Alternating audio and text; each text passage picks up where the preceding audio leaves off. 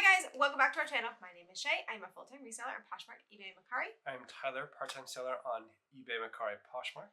And today's video is going to be a flip review, I guess.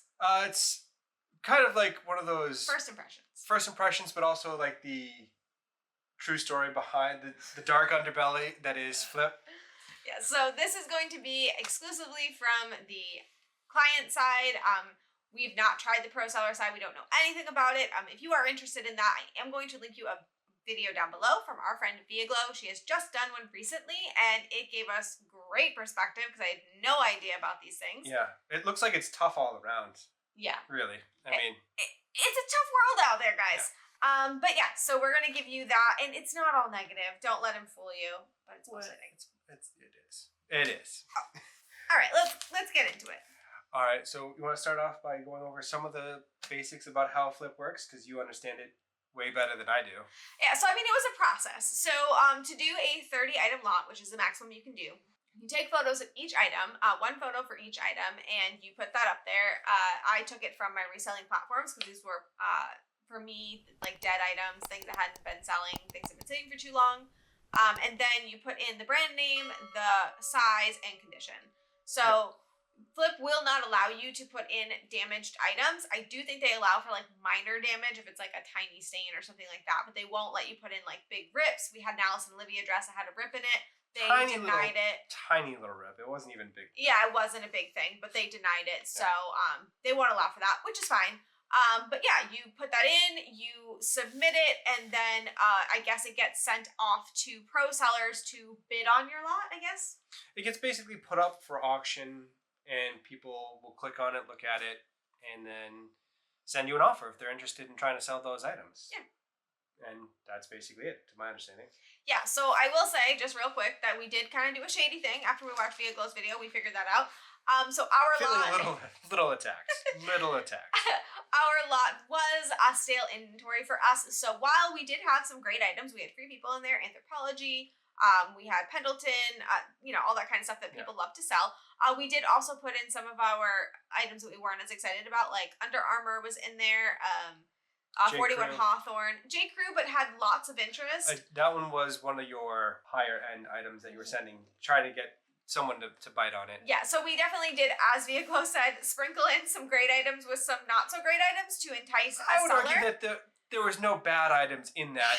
They just hadn't, for whatever reason, sold for us. Yes, so just keep that in mind that we did do that, and we do know that, so maybe we'll do better next time. All right. So what were you expecting? Because I know what I was expecting. So for me, my goal was to get my cost out of these items. These items at this point, the hauls had basically already been paid for, so they were just items that I really didn't need to make a huge profit on. I just need to get my cost out of them. So for us, on average, we spend about $5 per item. So I was hoping to get out approximately $5 per item on these items. Yeah, I think that's what I was looking at it going, if someone has better luck on it, selling it for $20-30, we split that. We easily get out of what we put into it. Maybe even a little bit extra, but not anything crazy, and then just kind of call it a day. Yeah. Wash our hands and move on. Everyone's happy because everyone gets a little bit of something. Yeah, and one of the reasons that I decided to do this was I do know that I don't always take the best photos, especially at the beginning, which were some of these were from the beginning. I don't put a lot of time into that. I believe that getting your items up and up, like out there, is more important than spending all of that time. I only do that when items sit. And these items had been items I had not already gone through and redone my photos. So my thought was somebody else will come through, take new photos, do a different description, maybe title it differently than me, something like that. So it gives this item a new chance at being sold. Well, you do that all the time where you relist something, change the photos, update everything, and then it sells. And it's basically a fresh start and hope for the best. Yeah, so I was hoping to give these items a second life was basically the expectation. All right, so getting into the nefarious timeline. So started off, we got an offer, we accepted it because it was something like $20 an item, give or take, and we'd get back $10 an item, which we were happy with. Yeah, so the application that we got, the estimated payout was between $328 to $405, and it was a 50-50 split. which we thought, okay, that works for us. We can do that. And, you know, in 90 days, you have to pay the $9 shipping. But yeah, so we accepted that pretty quickly. Yeah. I mean, we were just happy the math seemed to work for us going, they're selling them for $20-$30. That's easy to understand. And yeah, we'll take half of that. That's sure. fine. So we sent them off 8/5 is when the seller received them. Yes. And so it's been almost exactly 90 days at this point. So we're finally out of it. First time you checked in, you actually waited a month. You didn't actually reach out to them at all because my wife likes to put things off. No. So this is my first experience with FLYP. So I wasn't really sure, like, if I was supposed to be like hands-on, if I was supposed to like give them a chance to, you know, do that. I didn't know. I had no idea what. You don't want to be the helicopter person that is the nightmare that everyone just looks to not have to deal with again because. Yeah, exactly. So after a month of nothing coming through, I figured I would reach out and just see how things were going. Yeah. And at this point in time, I had no negative feelings, nothing. I just wanted to know what was going on. So I just said, hey, just wanted to follow up on this lot. How's it going? And they responded to me and said, super slow sliz lately on my consignment. If you'd like to do a buyout offer, I am open. So we were kind of at that moment okay with a buyout. I mean, I remember saying, well, we're just looking for cost. So yeah, I mean, if they offered $5 an item, we'd happily take that. I think we did factor in the $9 shipping, but yeah, we just added that into the $5, and that's what we wanted. We weren't at all close. She offered well below that. Yeah, like so $2-3 an item. The messages that we were able to pull back from FLYP, I wasn't able to see her original offer, but I do see that it said that FLYP wouldn't allow me to send an offer. We didn't know how to do it because I don't know how to use this. But they did send me one, and I see that I wrote back to them and said, I don't see a way to counter to you, but unfortunately, that's less than we paid for the items, and we'd like to get costs back at the very least. We could do $165. Yeah. And they responded and said, okay, well, we can wait and see if we get sales picked back up, or I can just ship it back to you. I'm open to whatever works best for you. So at this point, I was okay with it. I was like, okay, I get it. You have a number in your mind, I have a number in my mind, and we don't meet. So that's fine. Let's just keep going with this. Yeah. And then so you waited a further 30 days, give or take. Yes. You reached back out on October 2nd. So this is the second check-in, just see how things are going. From my understanding, you had talked to a few people that you use FLYP a lot, and they said maybe they need a little bit of help with things, work on pricing or photos, keywords, etc. Yes. So I will say that prior to this next follow-up, I did have an item sell. So a Free People item sold, I believe, on 9/25. They were able to sell it for $42 free ship. $42 in free shipping. So after paying the $9 shipping fee, we received approximately $8 in change for that. So that is everything that had sold up until this point of my 30 item lot. So yes, I had been speaking with some people, and they were like, you know, some of these sellers might need some help with keywords, or maybe like they need kind of guidance from you that it's okay to lower the prices because maybe they thought they got your hopes up with the number that they gave you, and if you have room, let them know, and that might make them feel more comfortable. That makes total sense. You don't want to let someone down and say, I said it would probably be this much, but nothing seems to be going, so maybe no one wants to come back with the items are not going to go. Right. So since we had known that she had offered on the low end around $300, and we knew that we could take as low as $165, we had some room. So I decided I was going to reach out and see if there's anything I could do to help, you know, make them feel a little bit more comfortable. So I just said, hey, I just wanted to follow up on these. Could you tell me what platforms these are listed on? And they said Facebook Marketplace and Posh. So I asked if I could see a link to Facebook Marketplace. Now I will say at this point in time, I had figured out that there was a way to look at their Poshmark closet. That I was told that there was a link, and I did go in and saw that some of the items weren't listed. Quite a few of the items weren't listed, as it turns out. Yeah, so I had only looked at a few, but I saw they weren't listed. Now, again, at this point, I wasn't angry yet. My thought was, okay, so what they probably did was they decided that the 20% fee on Posh was too high for some of these items, so they were going to push them over to Facebook Marketplace. I don't know Facebook Marketplace, so I don't know the market, so I wasn't sure if maybe some of these items were better suited. Maybe they just weren't happy or didn't want to go through the effort. They weren't happy with some of the items for whatever reason, and that's fine. Yeah, and I didn't care as long as they were listed. It didn't matter. So they responded to me and said, you can go to my Poshmark closet and see all of them. I don't know how to get a link to my Facebook Marketplace listings because it's not a storefront. You can search items one by one, I'm sure with the keywords you'll see them. I use lists perfectly to cross list, so everything that's on Posh is on Facebook. Trying to find time this week also to list them on Mercari. So this is when you did a little bit of detective work, and you kind of posh stalked her, where you looked at her entire closet and. Did I? Yeah. Yeah. So you found a couple things that were wrong with that. Well, half of the items almost were not listed. And then the items that were listed of yours were astronomical prices. She used the FLYP photos that you had sent in and didn't update or take any photos. There was no descriptions. Yeah, so for example, since he's talking about this, let's just throw on the screen right now 7 for All Mankind. Now, these are not dojos. I want to say that. Not that dojos sell for this much. Dojos are wonderful, but they don't sell for this much. Yeah. But what I'm showing you right now, hopefully with her name removed, editor, name removed, is a screenshot of all of the 7 for All Mankind listings she has in her closet, including mine. Mine is on the bottom left corner. As you can see, all of her 7 for All Mankinds are priced at $47, $49, and then mine's $79. So I do think that what they were doing there was they were realizing the commission and they still wanted to get out a profit. So they were adding that a profit in. if it's free.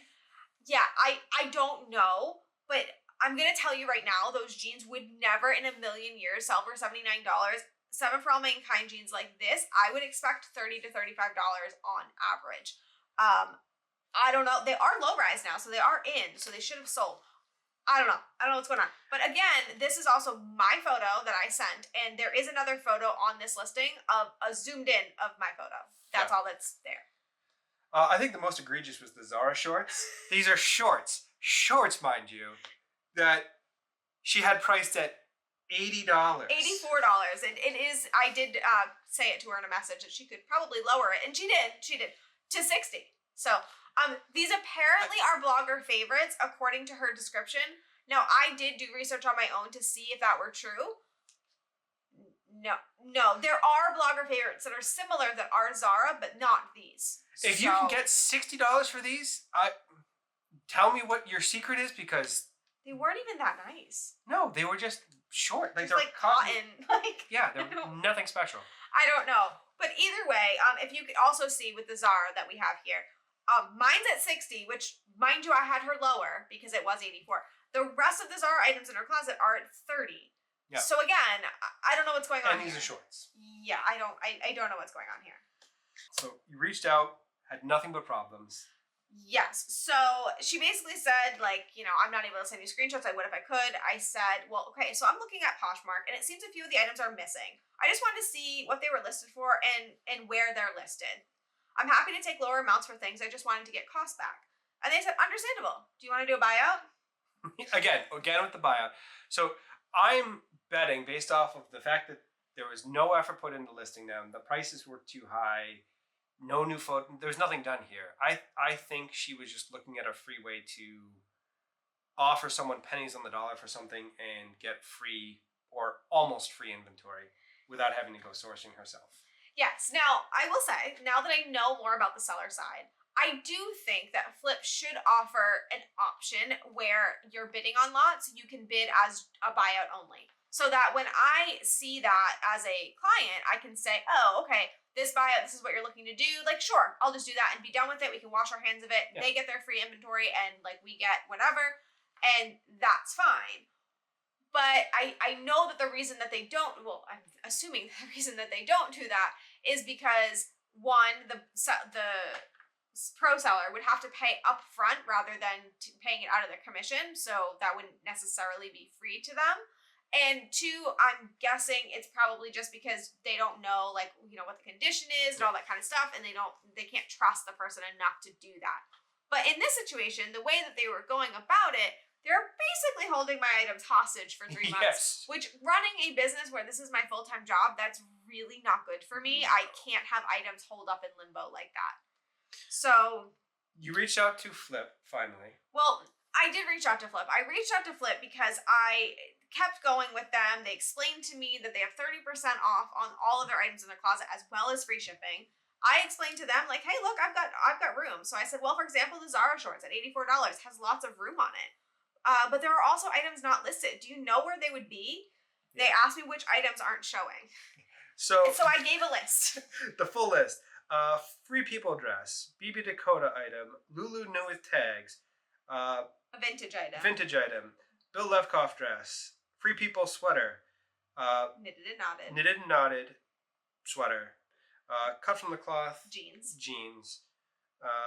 Free People sweatshirt with sequins on it, Mavi jeans, a Guinevere top, Guinevere dress, and then a Bowden dress. Yeah, so 12 of the 30 items. 12 of 30 items. Yes. That's almost half of them don't exist anywhere. Yeah. Now, at the time, I didn't actually know it was that many. I only listed a few. I think I listed like 4 items total.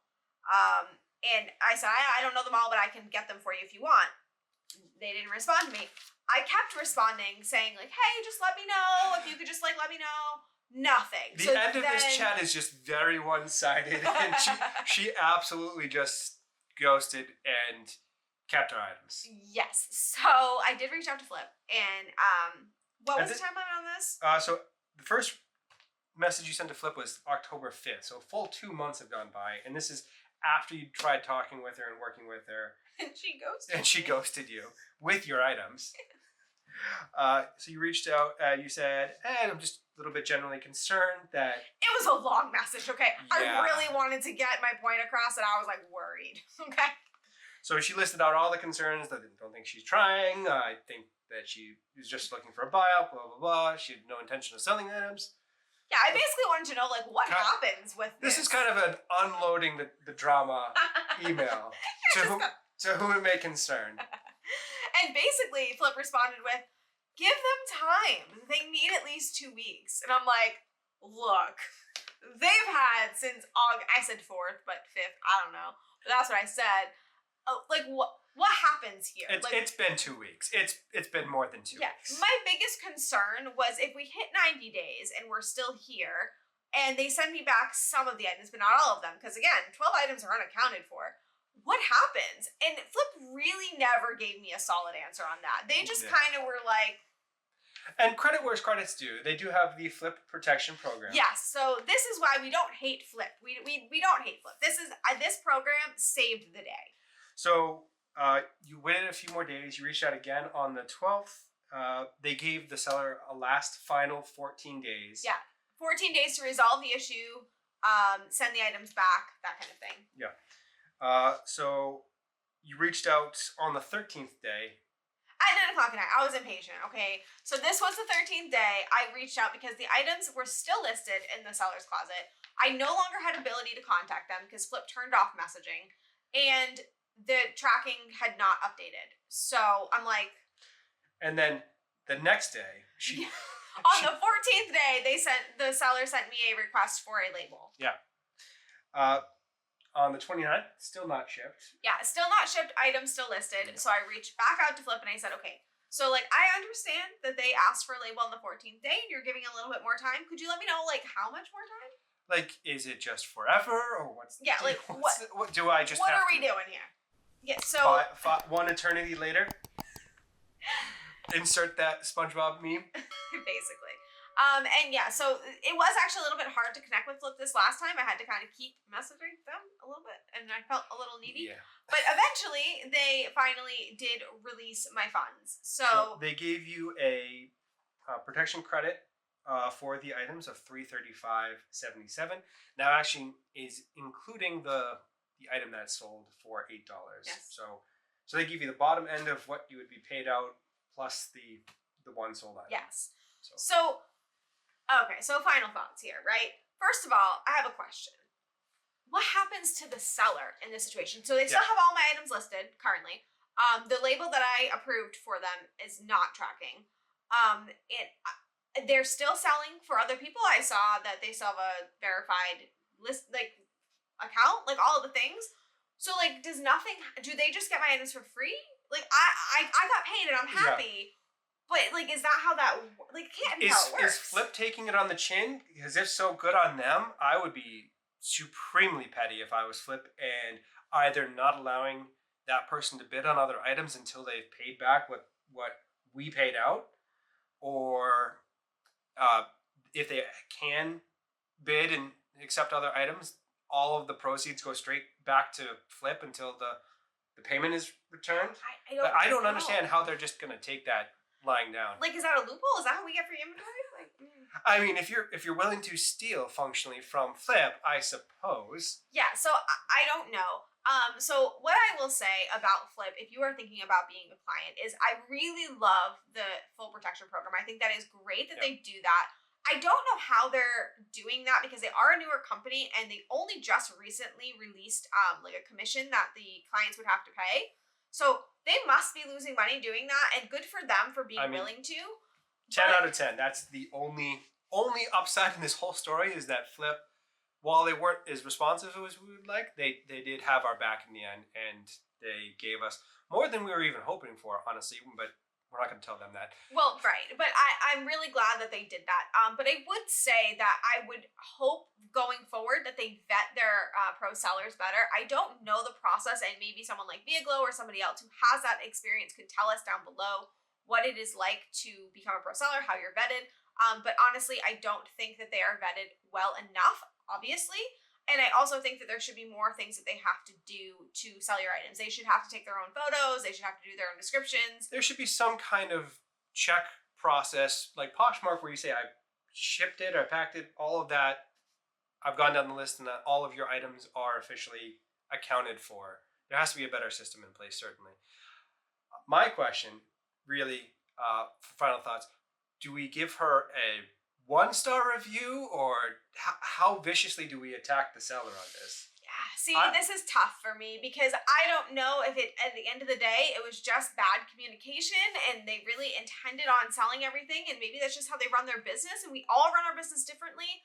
I don't know, but I have a bad taste in my mouth, and I honestly don't know if I would send anything again, just because it felt like if I didn't babysit that lot, I probably wouldn't have even got my money back, and that makes me uncomfortable. I mean, I'm comfortable sending another lot only because of the protection program that they have. I mean, certainly not to that headache. That buyer, certainly no. And we're not going to put her name in there because we don't believe in that. But if you are going to use FLYP and you're curious if this seller is the one that you're dealing with, you can reach out to us, because -1 billion out of 10. It's the worst experience with this person ever. So categorically, she is stealing things from FLYP. There are no words to describe how miserable this person was to deal with.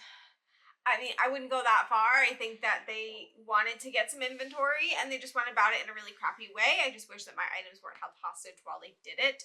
But yeah, so that is really everything that I have to say on the client side. So I do think FLYP has really great protection. If you want to try it out, you are fully covered.